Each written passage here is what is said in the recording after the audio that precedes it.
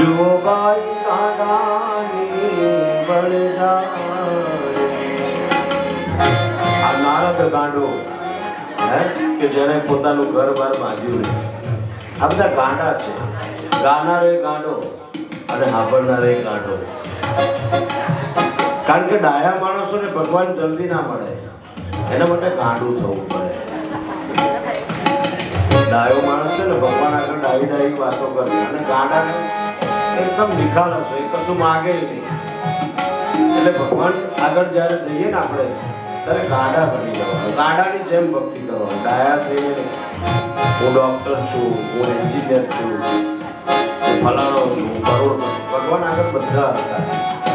એટલે આ જે ભક્તો થયા ને, જલારામ છે, જલારામ કેવા ગાંડા, પોતાની પત્ની માગી તો આપી દીધી.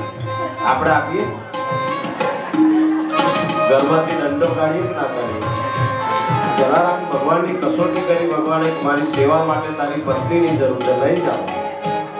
અને નરસિંહ મહેતા તો જો ફલું થયું ભાગી જંજાળ, સુખે બચશું શ્રી ગોપાળ. એ સહેજ પણ ડગ્યા નથી.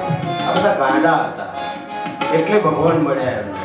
અને આપણે ડાયા હોય ને એટલે આપણને ભગવાન જલ્દી ના મળે. તું ડાયો જ રહે.